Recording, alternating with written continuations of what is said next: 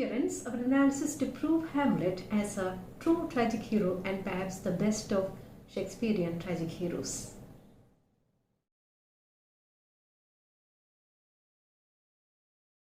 The scene 2 is indeed one of the darkest scenes of macabre and tragedy, as all the principal characters are consumed in the fire of their passionate actions, caused by emotions such as lust, anger, rashness, greed, and also ambition.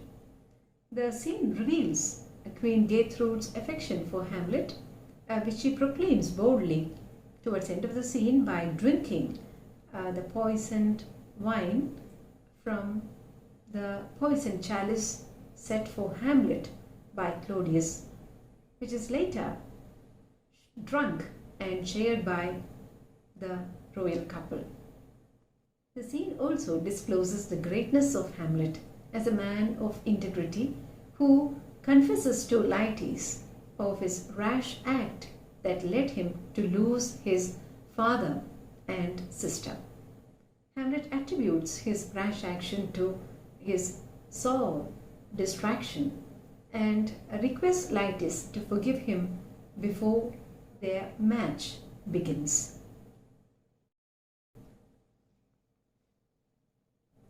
As Hamlet speaks, that I've shot my arrow over the house and hurt my brother.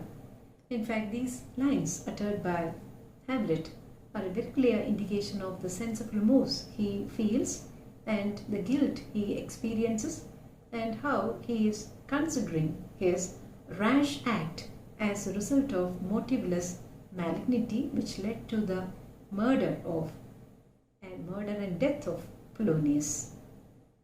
The lines uttered by Hamlet, the similar lines, which are, "I'll be a foil, Laertes, in mine ignorance your skill shall like a star in the darkest night stick fiery of indeed."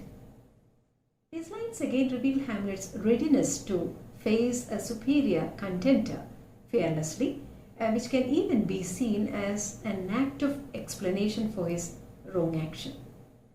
Therefore, we find the tragedy ends with the emergence of the true hero, young Fortinbras, who is infallible and who succeeds in doing his actions without being corrupted by base thoughts and ulterior motives.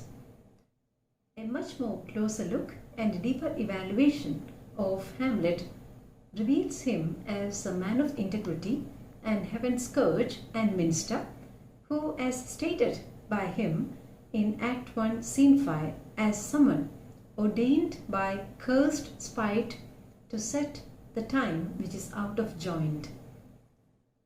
Hamlet has always been cautious of the consequences of his actions, not to fall into the whirlpool of cause and effect until his rash act of the murder of Polonius led him to bear the aftermath of his spiteful act.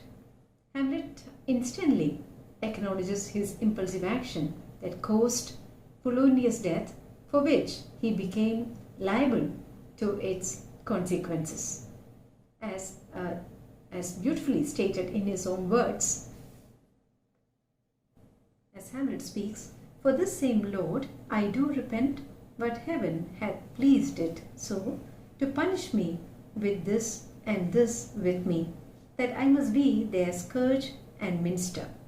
So these lines are very important, since Hamlet is proclaiming that he is heavenly ordained to be the scourge and minister, and the act of murder itself is an act of providence.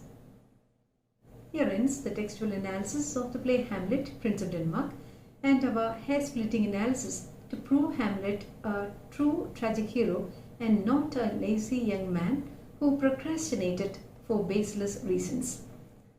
We find Hamlet as a true tragic hero who succumbed to his destiny to be a scourge and minister rather than the king of his country, or a magnanimous prince who salvaged his life and all his trivial fond in order to set his disjointed kingdom right for young Fortinbras to take over from him.